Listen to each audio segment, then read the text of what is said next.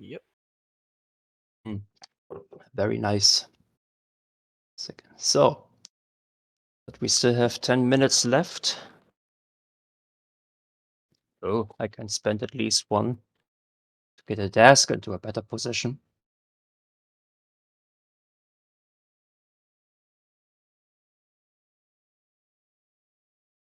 Oh my, it's raising. Yeah. Things are awesome. So, since we have some time, how is everybody doing?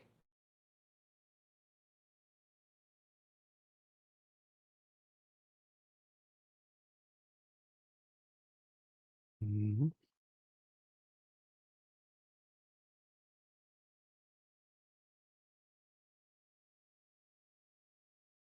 Oh, grab lunch. Oh, it was a good one.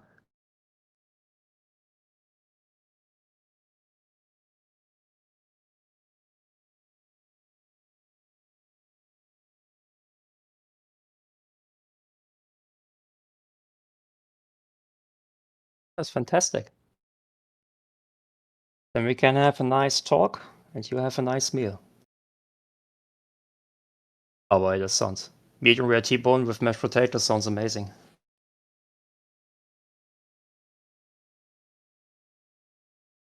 Over here, it was only chili con carne. And some really delicious cornbread.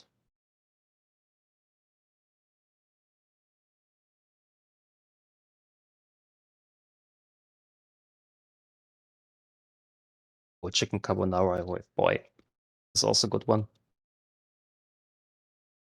So yeah, since you talk about food, what are your favorite dishes?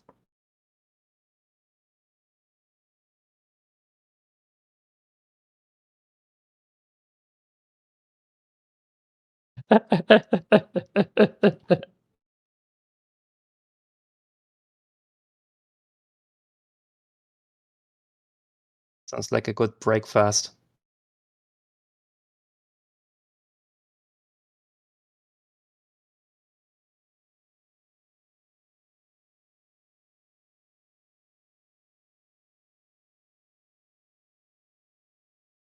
Smoked salmon with cream cheese and capers and an everything bagel.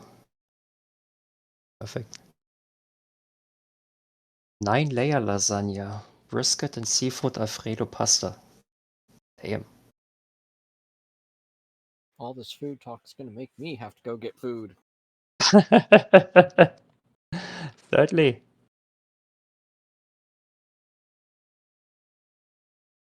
Well, since the panel is a little bit about writing, I recently watched The Menu. This, I think it's kind of a horror movie. It's a really nice one. So if you like cooking and food stuff, you can definitely check out The Menu. It's really nice.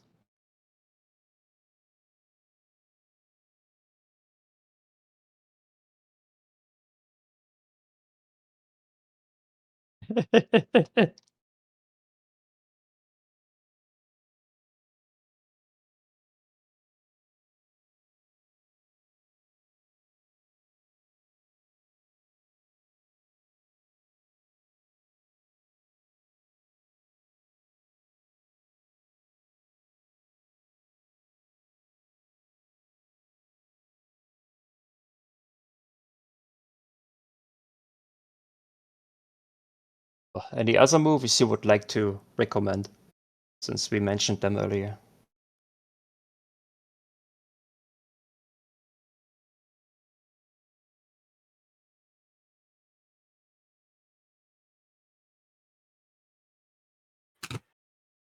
Oh boy, yeah, this was a great one.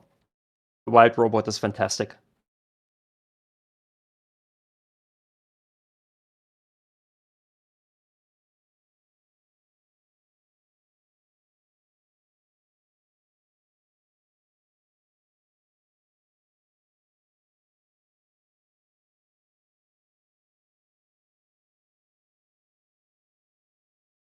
Yeah, I've seen the trailers of Asteroid City, but haven't watched it myself yet.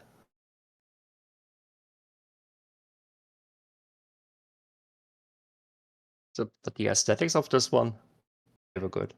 Oppenheimer is also a great movie. Have you seen it together with Barbie?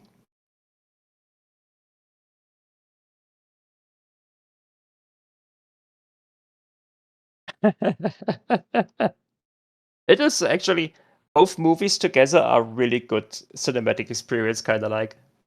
First watch Oppenheimer and then Barbie. Probably this order is a little bit better because Oppenheimer eats up all your brain capacity, and for Barbie you don't need much. So you have to watch the second Sonic movie too. It's kind of impressive what just listening to the audience and redesigning a very horrible character can do. An entire cinematic universe. Amazing that you did this. The Barbenheimer smash cut. I have absolutely no idea how this will turn out, but it sounds fun. It sounds funny.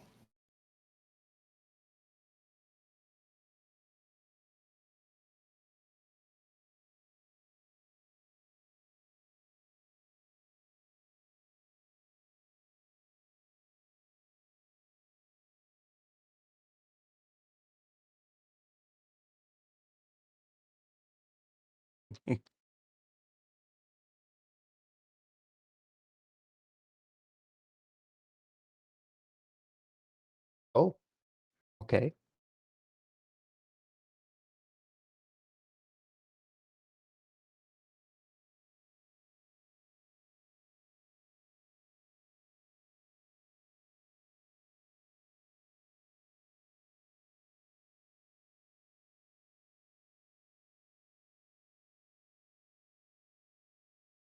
Oh my.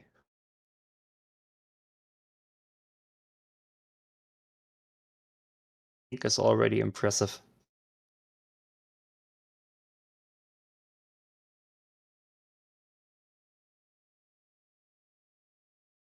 Probably watch it after the panel. Because I have absolutely zero idea if I accidentally stream my desktop sound.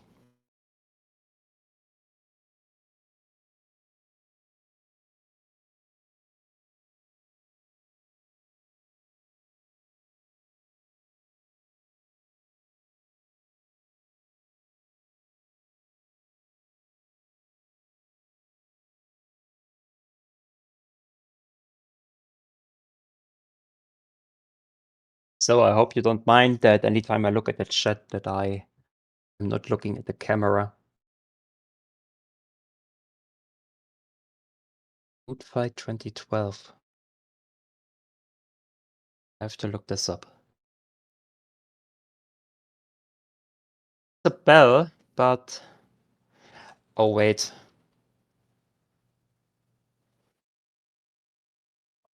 Oh no, this is.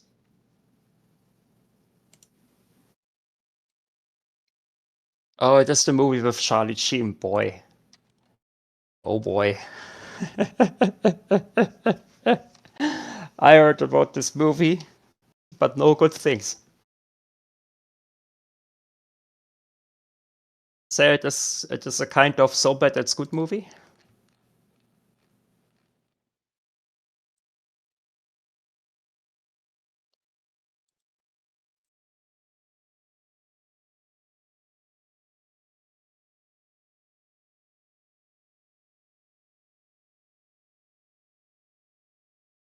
Okay. So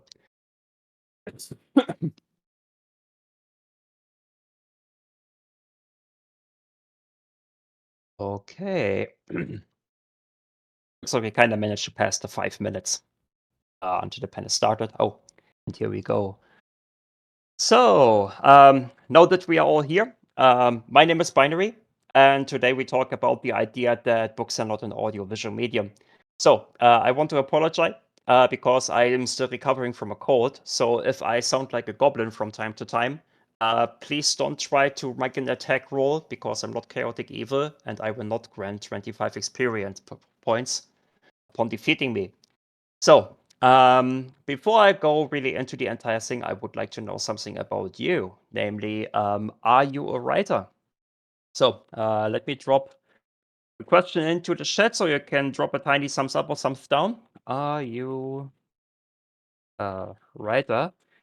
Because if I know a little bit about my audience, I know how much I can go into detail, or if I should stay more on the top of the entire writing iceberg. Fine, but nothing posted. I dropped it now. So let's have a tiny minute to see what happens.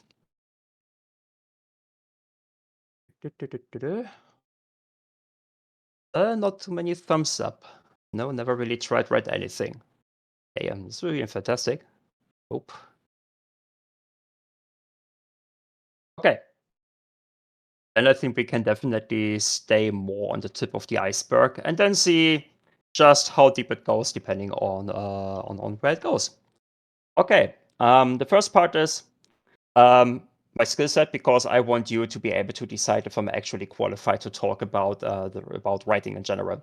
So my practical experiences: I wrote the Fallout Equestria fan fiction, and I am also doing the writing for my video game Get Authenticates of my waifu. And my practical experience outside any personal projects is on Sea of Solitude, where I had the ability to do a little bit of script doctoring, kind of like other people did the writing, but I was able to kind of ask the questions and look with them over the entire story to see if everything fits, etc.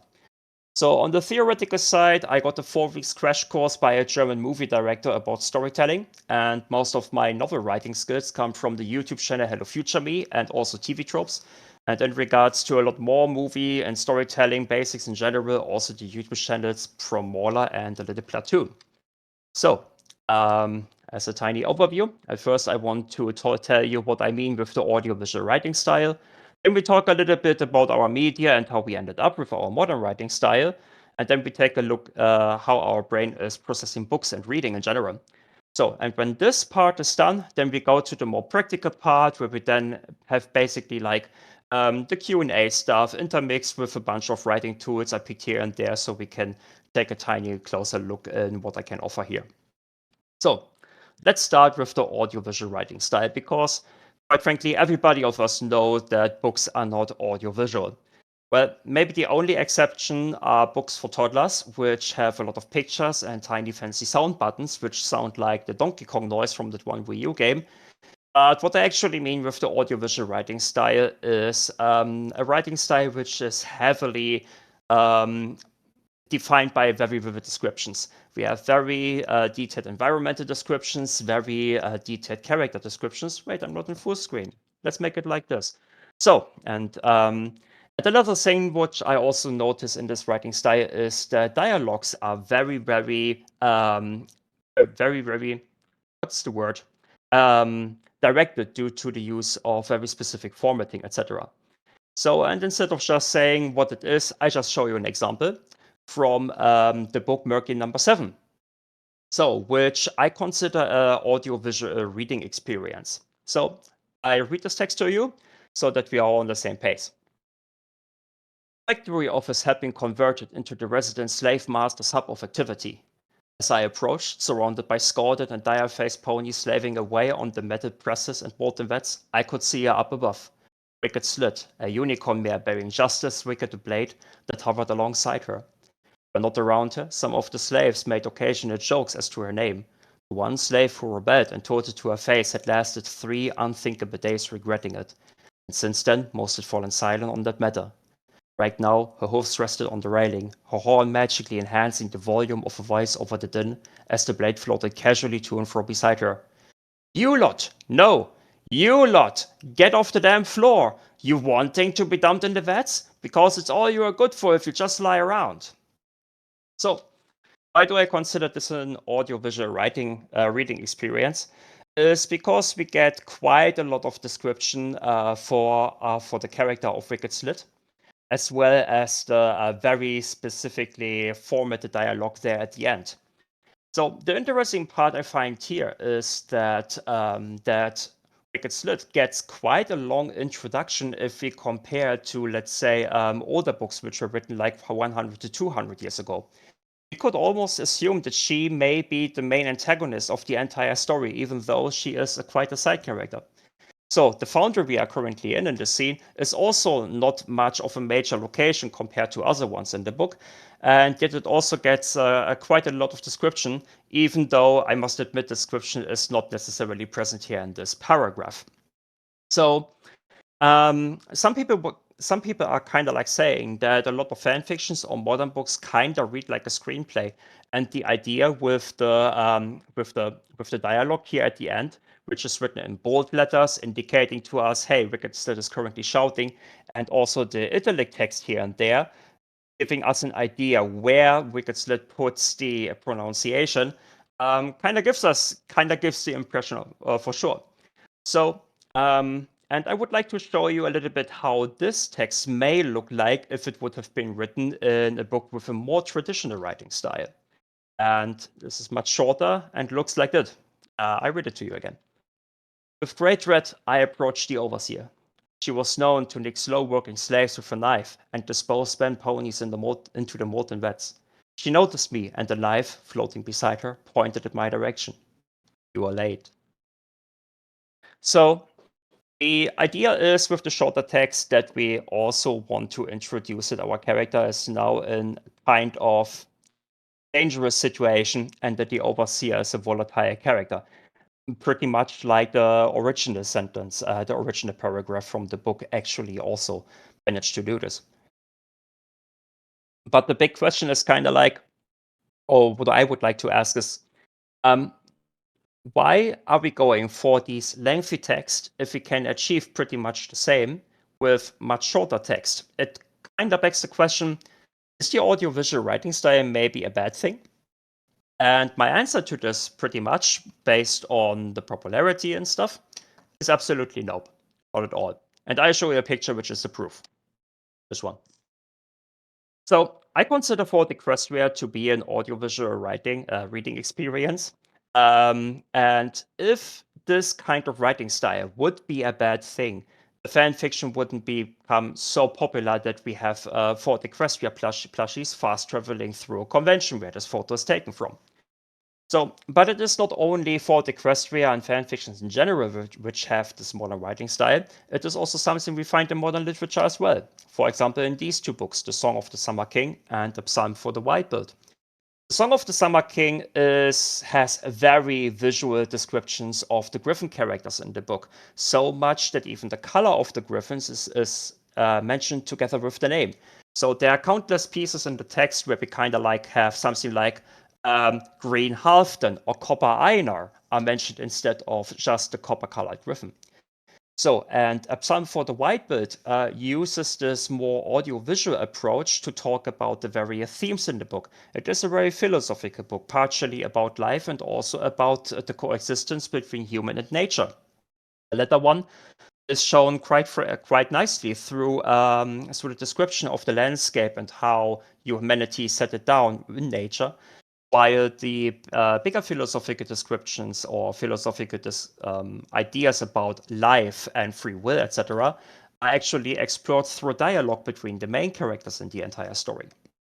So, and as a stark contrast to that writing style, you can definitely take a look at Frankenstein by Mary Shelley, where all the philosophical ideas of the story about what does it mean to create or what it means for Victor Frankenstein to create a monster, how he suffers from it, etc. The entire morale, I don't know the word, but you know what I mean.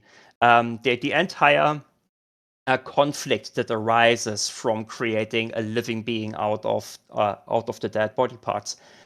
In Frankenstein, it goes so far that the story pretty much grinds to an absolute halt, and all that is happening is Victor Frankenstein talking about how he feels about the entire thing, how he thinks about the entire thing, and then to a certain degree, we also have the same thing from the perspective of the monster. So, and compared to today, this is something we don't see this often anymore. And now let's take a look how we came from the past, where Frankenstein was spending pages upon pages about feelings and philosophy, and how we don't do this like this today anymore, or we wrap it nicely into everything else.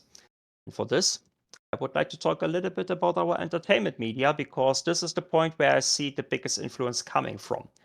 And I would say there are three things which have which have the biggest impact on our storytelling these days.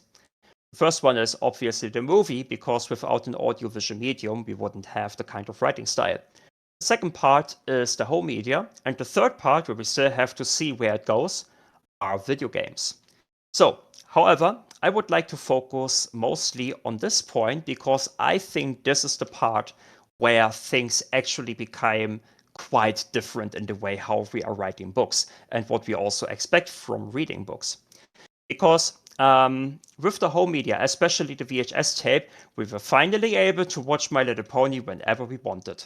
So videotapes are easy to use, super reliable, super cheap. They are pretty much like the AK-47 of entertainment media. So easy to use, and kids do it as well.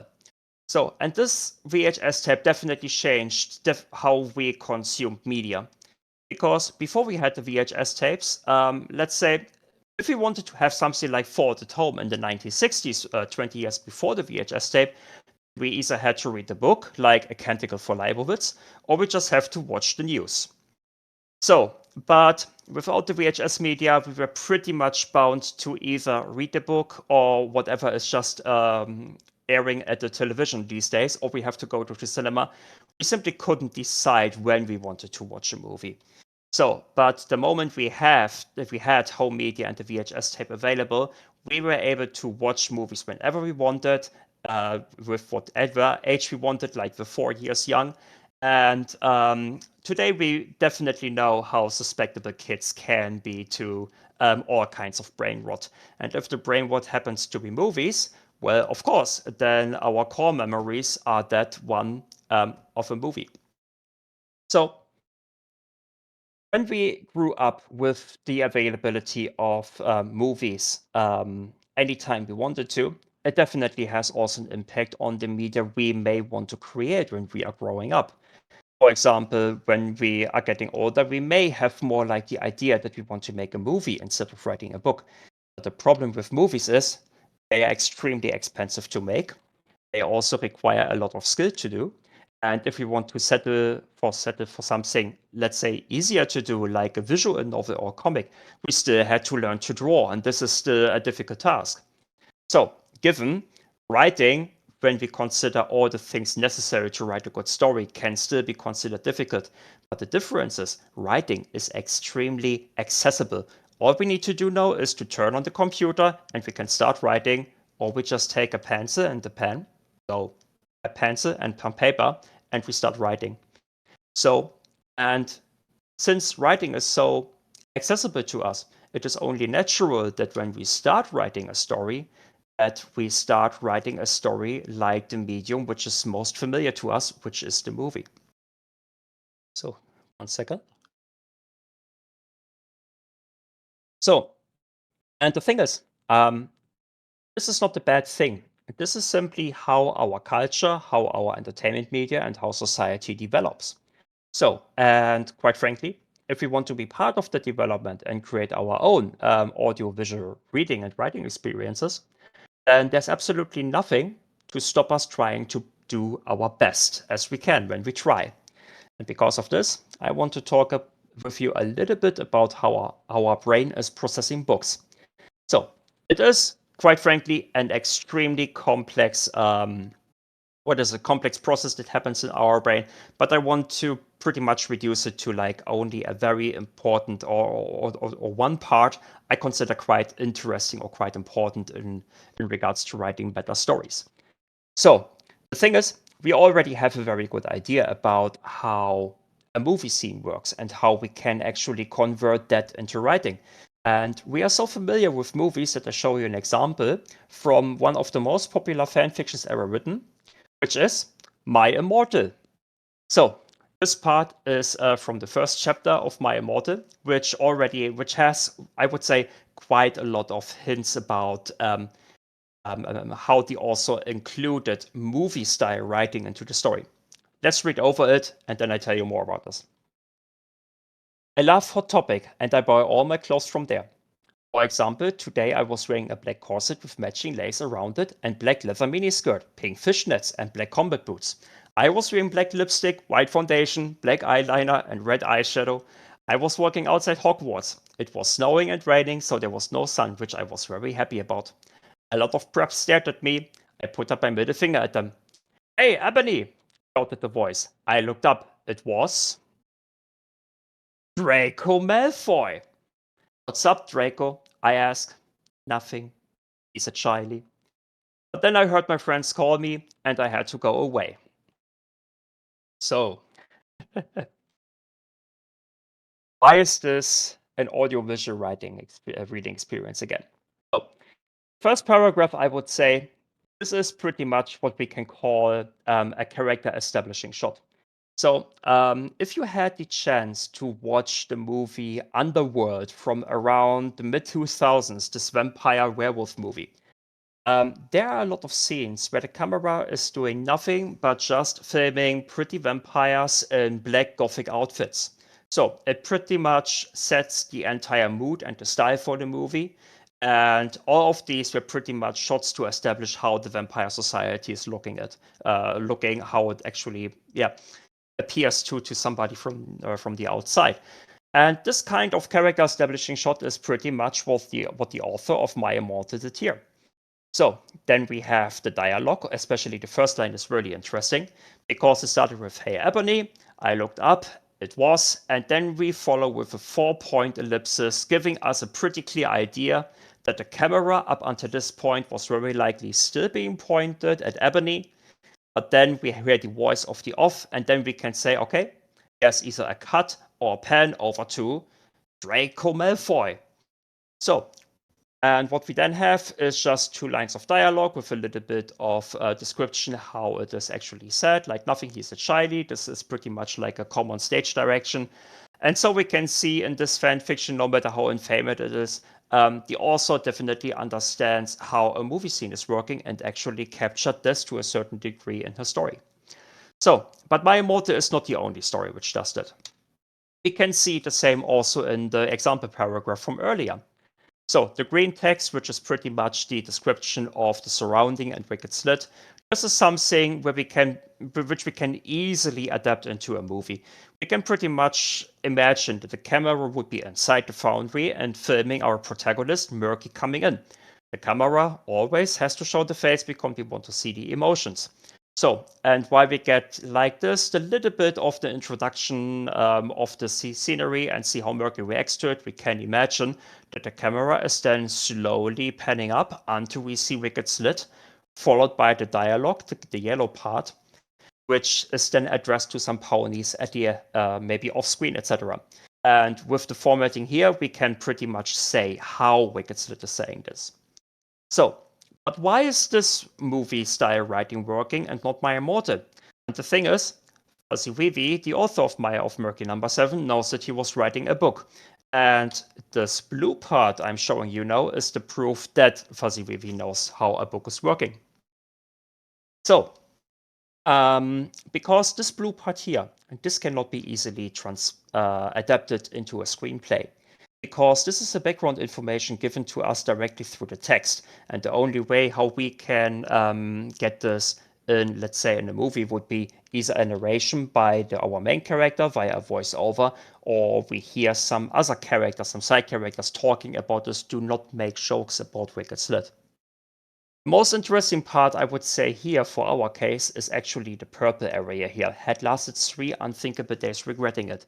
Because this is the kind of writing which directly works in tandem with how our brain is actually handling, or how our brain is understanding text. And now let's take a tiny look at this. So, when our brain is reading text from all the different things, there are 2 interesting parts I would like to take a look at. The first one is pretty much the so-called lexical memory. You can kind of imagine it like a dictionary, but instead of word, it saves pictures of the words. So our brain is not just reading CLOOD, it actually sees the picture of cloud And since the word cloud is very likely in our lexical memory, it will also be connected to the meaning of the cloud, which is either the fluffy thing in the sky or the cool guy with the big sword.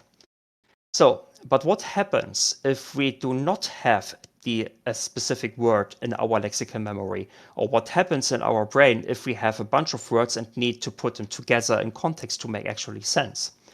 And the answer for this is our brain needs to go deeper. And our brain goes very deep, in fact. Because if our brain is not capable of creating any meaning based on the words itself, it actually takes our memories, our emotions, our experiences, and tries to link these things together with the text we are reading. So, and the moment this happens, a phrase like had lasted 3 unthinkable days regretting us turns into our own personal little horror story, because we all have different ideas of what the overseer could have done to the slave to give us pretty much this phrase. So this process of how our brain uses our experience and memories and such is the reason why memes like this exist. Memes about how deeply hurtful books are to us, but then we are crawling over the floor to actually reach for the next ones. And we can pretty much say, well, maybe these core memories are for something useful after all. Because understanding language, understanding books is a personal process. We cannot turn it off. It is partially, or it is basically our default mode. The moment when you understand that this personal way to process language is part of our simply part of how we function, then you not only understand the books are not purely an audiovisual medium, but you also understand on a more intuitive level all the kinds of different writing tools you can use to improve your story. So, and I don't mean that we have to replace the audiovisual writing style with this, let's say, more with the writing style more fitting to our brain, because the paragraph I showed you from Merkin number 7 is a very good example how both can work together. And this is why I would like to say, hey, let's definitely know how our brain is working. And also let's hop over then to the practical part for some examples about how we can utilize the way how our brain reads to improve the writing style, which we love the most. So this was so far the theoretical part. We can now go to the part where we just have a nice chat together, where we have a nice talk together. You can ask all the questions you like. You can say I'm completely wrong and what is the word? And correct me if I should get anything wrong in regards to how our brain is reading stuff. Or you can also tell me if one of these points here I have here on the screen is particularly interesting for you. And if that's the case, then we can certainly take a look at these and talk a little bit more. So yeah. Everything is working fantastic so far. Thank you for the question. So yeah. So aside from these tools here, what else would you recommend? Because I've been writing fan fiction for a while, and I've also been a part of a writing group. And it's amazing how people can make the same idea into different, whole stories. Mm-hmm. Sorry. Yeah, keep going, because this is a really big question. Example. Well, the prompt was "Stairway to Heaven," and I went, "Wait, I could use a reference to hey, the song "Stairway to Heaven." But someone also did an old lady who's walking up a staircase to be like, "Oh, I forgot my purse," and she sees her lover that she hasn't seen in years, and she's like, "Oh, Harold, I thought you were dead," and he just went, "Don't worry, honey, it's gonna be okay." But you see what I mean? It's all in how you set up the execution. The prompt is the idea. The execution is how you can get there. And as you have pointed out, there are different ways of executing this. Yes. So, and your question is what I would recommend in regards to getting from the idea to the execution, or or what exactly would you be mostly interested in? Let's go with how you get from your idea to execution, because I could then chime in. Here's how I would have done it. Okay. That way, it's a little bit more of a here's one way, but here's also another person's idea. It's all in the thought process. Okay. So my own process with my own fanfiction, Operation Killjoy, was kind of like it came out of a tabletop RPG, and my two players pretty much gave me the characters and also a little bit of other information about them. So I was basically sitting down and was pretty much brainstorming, thinking about, okay, what are cool things I can do with them? And maybe I got up with a scene I would like to have in the story, or any other kind of general idea. So and what I did then was sitting down, try to organize all these wild ideas, and after I had them and decided to turn the entire RPG into a story, I first sat down and actually writing the script. So I didn't write one word. I only made sure that all the ideas I have are working together nicely, are structured well, paced well, and that everything that doesn't directly benefit the story actually gets kicked out. So first the script, then I wrote the first draft, and then I wrote the overhaul, the final draft, which is currently published and still needs a little bit more work.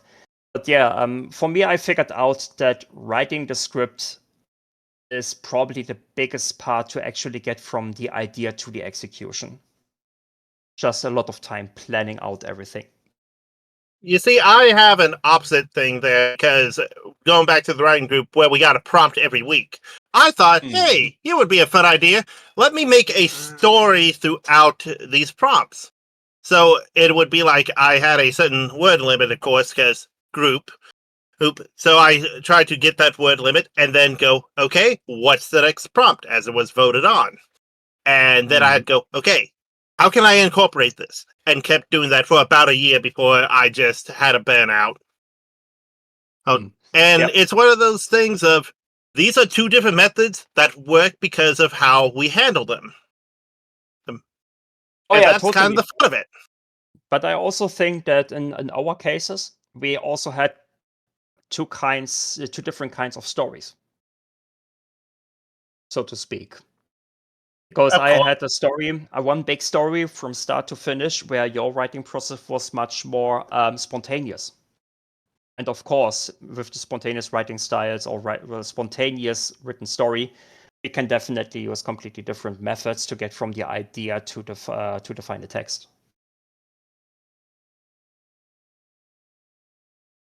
Does this answer your question in a nice way?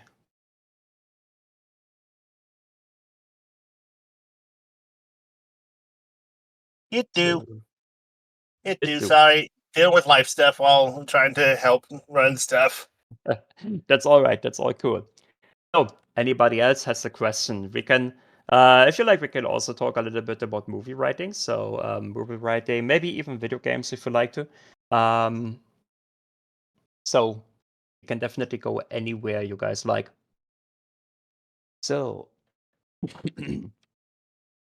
and if no question is currently popping up, etc., we can still take a look at one of these things you have on the screen.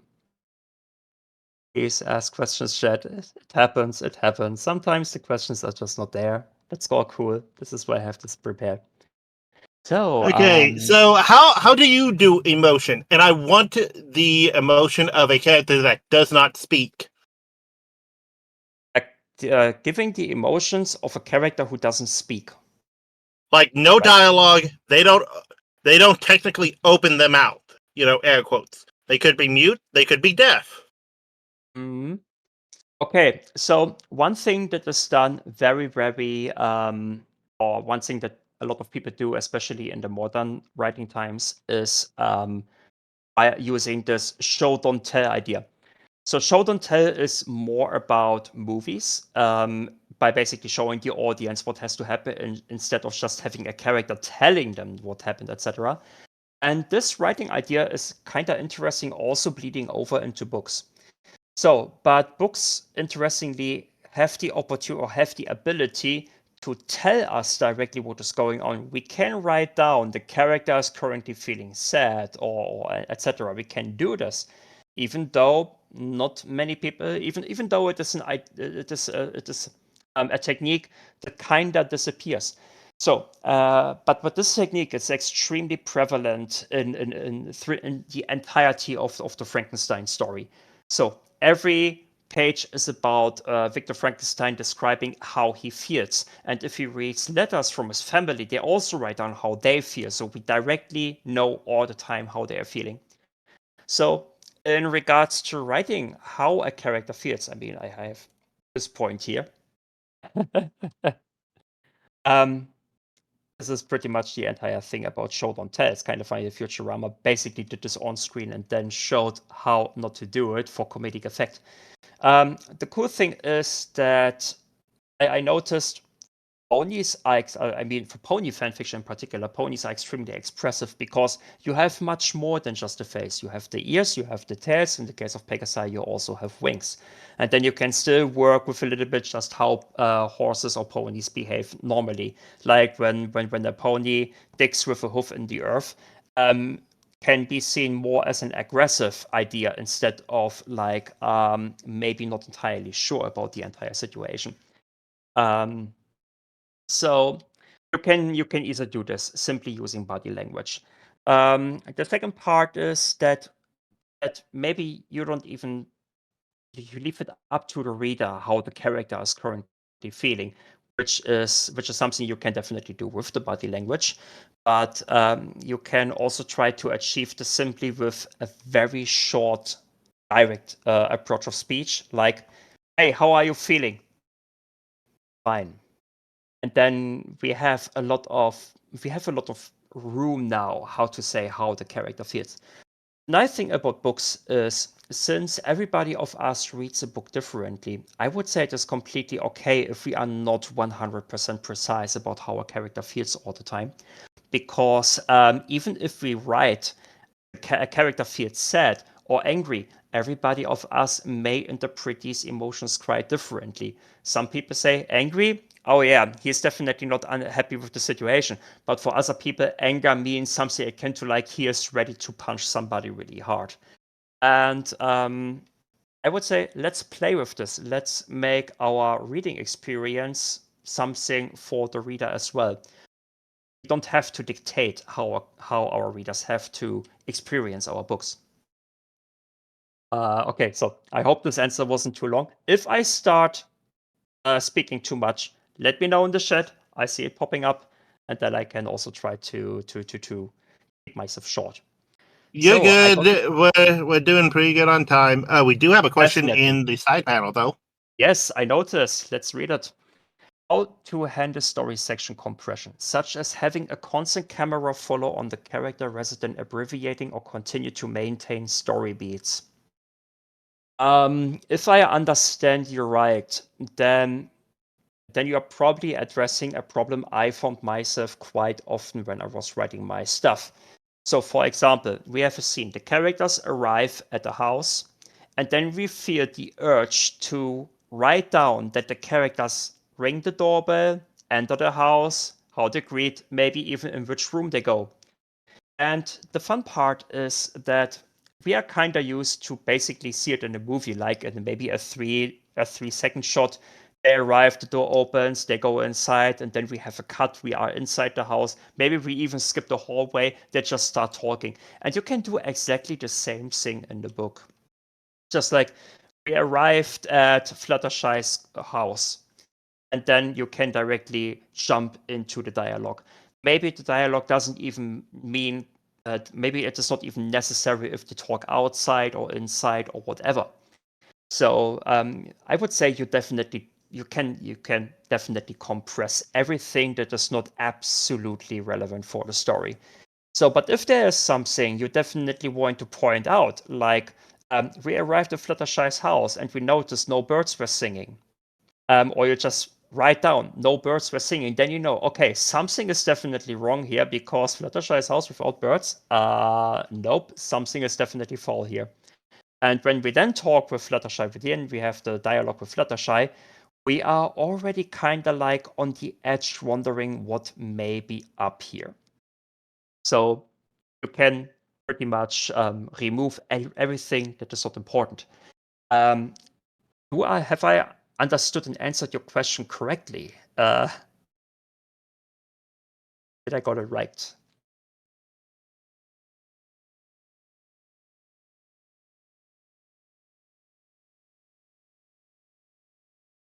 Well, also a good way of like scene compression is that you stay on the character but have the reaction of the other character. If say like you go, oh, this character sees character B through the window, they knock on the door, they see character B jump, and they hear something muffled, but they aren't quite sure. Character B rushes to open the door instead of going in a I heard this person, then they heard this. No, a little bit more like it's a reaction to what the character has done, so you can still have that story beat of the character does an action. And it doesn't have to say, hey, they saw this. They peered in. They knocked. They saw a reaction. They cut them out. It still flows, but it's not like a person saying, well, I best knock on the door. Dun, dun, dun. I wonder what they are doing. Looks over. That type of writing that happens. Yeah, I think the example you have given may work quite fine in certain kind of genres, like if we have a detective story or so, where our character is absolutely observant enough to pick up every little detail that may be relevant for the writing or for the story in general. So, and the problem is I haven't read Sherlock Holmes or any other kind of detective stories. Okay, the only detective story I've read was Dirk Gently's Holistic something. The one book from Douglas Adams. But this is pretty much a multi-genre story, so we can argue if the detective part here is actually valid as an experience. Yeah, I think this is definitely genre important. But we could also go into like strong detail, like I did just there, of the character observing, but also both giving us information on what they're seeing, but not, what's fully going on around them. Yeah, let us take a look at the strong detail thing, because this is also something that may help you a little bit if you are if you really like to write this audiovisual writing style and find yourself that you spend too much time in writing your scenery. So let me read this text here to you. The Lynn Festival is remarkable for the 3 great staircases it contains. Its walls are lined with marble statues, hundreds upon hundreds of them, tier upon tier rising into the distant heights. I climbed up the western wall until I reached the statue of a woman carrying a beehive, 50 meters above the pavement. The woman is 2 or 3 times my own height, and the beehive is covered with marble bees the size of my thumb. One bee, this always gives me a slight sensation of queasiness, crawls over her left eye. So, the idea about the strong detail is that if you describe an environment, then you simply focus on one very visceral detail which remains in the mind of the reader. So, I have absolutely no good idea how the Nymph Festival is looking in general. I know it has a lot of stairs, a lot of statues, but it will definitely stick forever in my head because of this one bee crawling over the left eye. So, and the good thing about this is if you decide to play with a strong detail, then you can definitely reduce the amount of exposition you need for a scene good enough that you can keep up the pacing of your story. So the strong detail is not only a hint relevant for the story, but it can also help to simply set the scene and then continue with the story.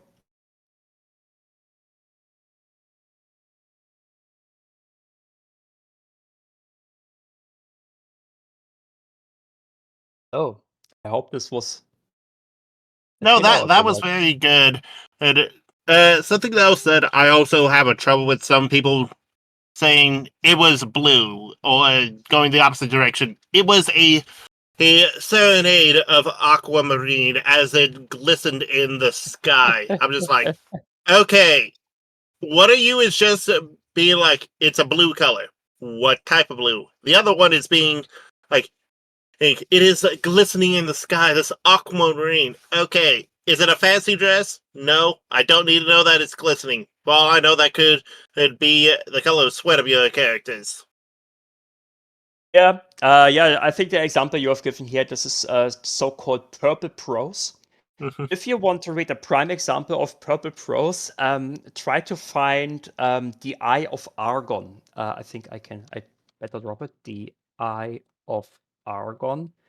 I think it was written in the 60s or the 70s, and it is a kind of a Conan the Barbarian style story, but it is filled with this extremely unnecessary over description of every tiny little thing.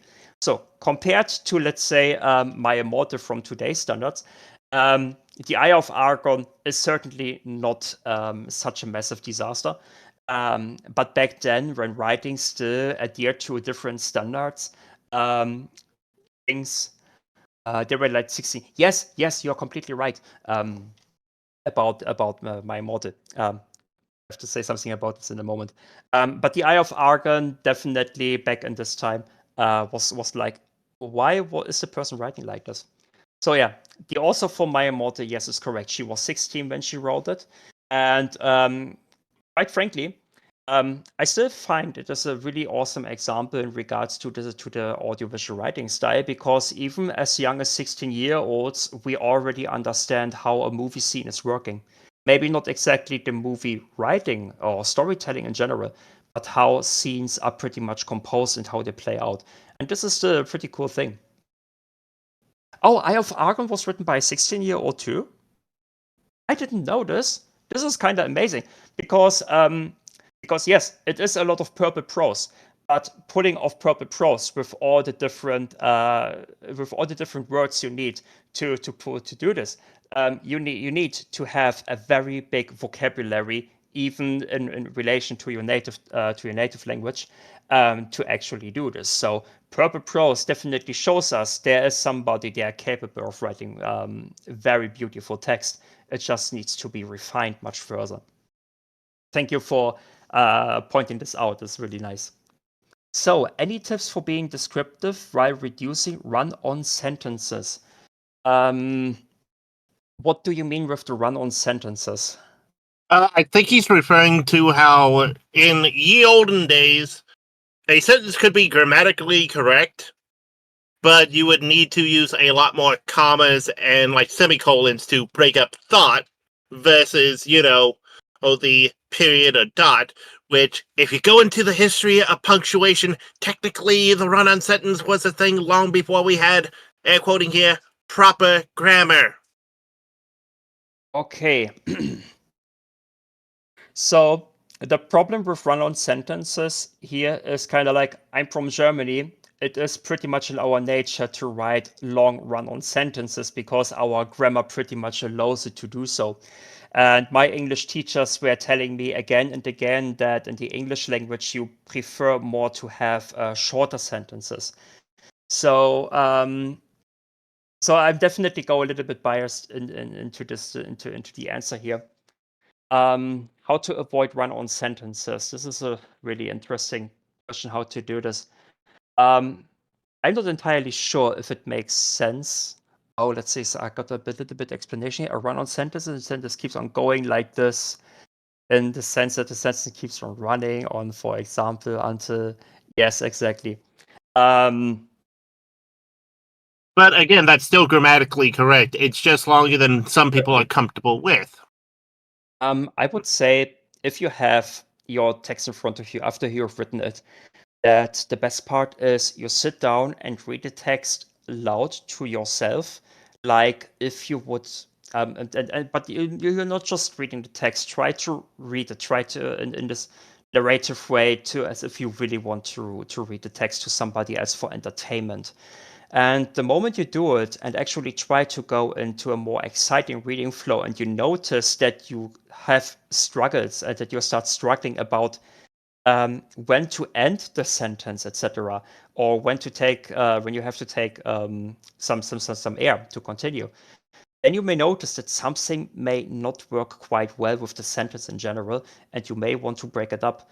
So, but if you read a sentence and it flows and flows and it keeps flowing without any problem, it is actually quite fun to read and you are not confused by the run-on sentence, then maybe it is one you can actually keep.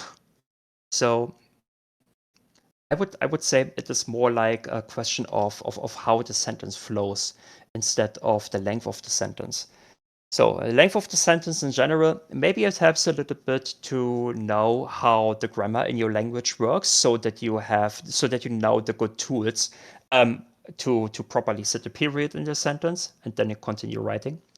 And maybe the run-on sentence could have happened because of a grammatical error, or maybe your sentence, a run-on sentence, could be also a hint that you are trying to deliver more information than currently are necessary. So maybe you can reduce the sentence simply by cut off filler content you don't need right now. So this is from the top of my head. Does it help you? No, that's basically what a lot of the English side would do with a run-on sentence. You need to chop it down. You need to make it more digestible. Because, as you said, even if you speak it aloud and you're like, okay, I'm having to stop in like the middle of the sentence or at a comma, should that be a period, or, turn it into some sort of other emotion. Let me see if I have a chance. Oops. We can take a look at this later. Do I have something lacking exposition? Nah, I don't think I have one of these. Well, I think regarding, implications could also do it, because that's what we were going with. Once you read out a sentence, do you need to change its emotion? What does it implicate from a run-on? Because it let's breaks take up a the look. idea. Oh yeah, this is probably, thank you very much for pointing this out, because instead of just feeding the reader with every information you want them to feed, you can also just leave out a bunch of information and then let the reader figure out or fill the gap, so to speak, not having them necessarily figuring out. So implications can help with sentences, but the implications I have here are actually more like into a different area. Maybe you will see it if I just read the text. I think, is it okay for you? Okay. Sorry. But this is a part from my story. So let's go here. With the evening approaching, dozens of dirty ponies returned from their artist's work. As the group entered the town with them, everything reeked of oil, ash, and sweat. Fate's breathing grew shallow. It was in crowds like these where small Pegasite disappeared. She made sure the key was still nearby. Pigeon, Fate remembered then saying. These meatballs are made from pigeon. So, the type of implication I want to do here is by implying what Fate went through without directly stating it. And this implication comes pretty much from the sentence pigeon. These meatballs are made from pigeon. So together with small Pegasite disappeared, gives the implication that, okay, for some reason, small Pegasi were kidnapped and then turned into food, telling that Fate definitely went through some kind of famine. And this allows me to pretty much highlight a part of Fate's life without the need to actually write it out for you. So, and the additional bonus is that you may probably have your own idea how the entire process would have happened. Like somebody disappeared, could be a little bit stronger than actually giving you a direct recall of how Fate actually observed that the young Pegasus or small Pegasus was kidnapped, and then she saw what happened to them. That's hopefully can also help with longer sentences. So I see we have like 10 minutes left before the next panel starts. And there we have the question. So could you talk about establishing the geography of a space without just listing its features? Like I want to describe the bar a character is entering, but I don't want just to say, by the left wall, this was happening. At the counter, a person was doing, etc. Oh, this is a fantastic questions. I will be just so cruel and open the room layout thingy because what you said is a thing I struggled myself with my own fan fiction. So, and the struggle began when I had a Ministry of Awesome hub, which had a layout like on the left side. And then after the overhaul, after the first draft, I decided to change it to ease it up to a layout like on the right side. So, because on the left side, I had to describe the entrance, that there's a hangar with a vertibug, there's the hallway with 2 adjacent rooms, and there's a little bit of cover. And describing this setup already took a long time. And then I also had a lot of problems, so to speak, logistic problems, where to place all the characters when a fight in this area actually broke out. So what I did at the end is I just make everything simple. I had only one hangar room. There are 2 adjacent rooms. There's the vertibug nearby this red energy barrier to the locker room, and there is some cover. I didn't even bother to describe where it was, because the only important part is that it is there. So I need to introduce that the vertibug is nearby the locker room in the overhaul, because 2 of the fighters are actually struggling in approximately this area. So, and I also had to make sure that there's definitely a clear line of sight from the cover to the vertibug, because one of the characters has to shoot over to the vertibug. And you can do the same with the bar. It is not important where it is located, but that the location or that the thing is actually there. This is something J.K. Rowling also did in her books. I think in the 5th or the 6th book, the group had to fight against some Death Eaters. I haven't written the books, but I know the example. Because this entire fight took place in this really huge, big, dark hall with the shelf with these huge white marbles on there. And J.K. Rowling also mentioned there are desks, and I think there was also a grandfather clock for some reason, or I mixed it up with something else. So, but simply because she mentioned that there are desks everywhere here and there, then when the fight with the Death Eaters actually starts, how do I pronounce the name of the girl of the trio? Hermione? Because in Germany she's completely spelled differently, and it always ninjas when I want to tell her English name, Hermione. So J.K. Rowling was then simply able to say Hermione took cover under a desk. It doesn't matter where the desk stands. Just mentioning that the desk is there, and boom de yada, you can do everything you want. The thing is also that everybody of us has different abilities to actually imagine the layout you want to set. So, for example, I have massive problems figuring out how something looks like. So, like the mall in Mercury number 7, I read the book 2.5 times, and I still have no idea about the layout of the mall. And if you're writing by the left wall something was happening, I will definitely get that something is happening, but 1 sentence later I will completely forget that it was at the left side. And as long as it is not necessary that's at the left side, then it's completely cool to just say, there's this, and then throw everything together and let it explode. So, Well, here's an example from my writing thing, just as a little tie-in and a good break point. I laid out a bar that I said is very much like Quantum. Stuff can be happening in places, stuff can be moving around. I once had to deal with a waiter going through a time loop, talking to himself, being like, so which one you from? I don't know. Am I from the future or from the past? I'm a little too drunk to care. And then I had to go, well, I was sent back this way, sent back this way. It didn't really matter on the layout because it's like, where is he from? That's another part that you have to remember. Because sometimes it's like, this character's saying, oh, we're going here, we're going there. And if you just stay on one character, you don't have to explain the full layout at the moment. Mm-hmm. But that's also just one of those things of if you don't have a set concrete area, like, say, a physical building, you could just be like, oh, yeah, we had a party in 3 rooms over. Wait, there's 3 rooms? This place is going to look just one. Oh, you got to take this door and go that way. Hey, and that's just one of those things. You will remember where everything is if you just use that approach.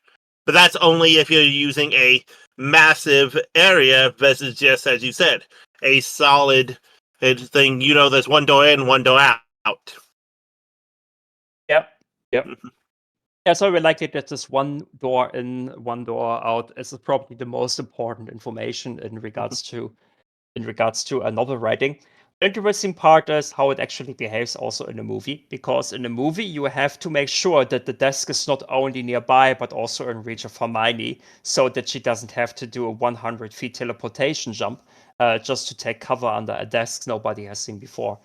Otherwise we would think, oh, where does this Deus Ex Machina desk come from? So, okay, I think we probably managed to get one more question done. Okay, so let's go with something that has been kind of a semi-running theme: the rhythm of the story. Because we've had moments of this is how I do it, this is how you do it. Because our rhythms are different, and how other people have done it. Yeah, do you mean the? I mean the rhythm I have here on the. Yeah. Sorry. Yeah, the rhythm I have here on the screen is more about the rhythm using in the text to create a certain emotion, etc. Because what you mentioned, this sounds a little bit more like pacing. Well, sometimes rhythm and pacing can go hand in hand. Yeah. It's fun being a writer when you're like, do you mean this specific thing or that specific thing? I mean the third thing that we don't talk about. Yeah, this is kind of good that tropes definitely have the names here and there, even though they are not entirely clear what they mean. But yes, it's kind of. I also noticed that when I talk with writing about writing storytelling with other people, it rarely goes down to very specific tropes unless we are in a situation where we have to handle a very specific problem. Like, how do I make sure that this character understands in that particular moment that something is absolutely important? Then we can talk about tropes. But most of the discussions are kind of like, how do I manage to make a character feel that way over the course of the story? How did they change, etc.? How does the story progress? Kind of interesting and cool to see. I mean, people have always said it's sometimes better to know your ending before you even reach the middle way, because that way you can then work backwards. It's not always the case, but it is a way of being like, here's the end goal. How do I get there? Yeah, I heard that the creator of the Nier Automata game works that way. Mentioned it in a GDC talk, I think. But I haven't watched it completely. But I think he works that way. He creates the ending first and then goes back to the start, which is definitely a really cool thing to do. But you should be quite careful that you do not end up in the trap where you start to bend the story with contrivances only to make the ending happening. So this is something we can see at times in Hollywood movies, where at the right moment, at the right time, the right character with the right gadget appears to fix the scene. This is then a big problem. But that is a trope of writing, isn't it? I need this MacGuffin right now. Yes. I mean, if it's well prepared and it makes sense that the character can appear at that moment, then it's fine. Then it's not a contrivance anymore, and people are more likely to accept it. But other than that, it is observed a little bit more critical most of the time. So I also see that I have only like 1 minute left to probably free the stage for the next one. What I can offer you, if you find another question, etc., because right now just more listening, etc., I have my DMs open, so you can definitely throw me anything you want, and then we will just see how it goes. And yeah, that's so far from me. I hope you enjoyed this, and I hope you also can take something home with this. And of course, then happy writing for everybody of you. And thank you again for coming back a second year in a row. Of course. It's really nice. Yeah. Thank you that you were all here too.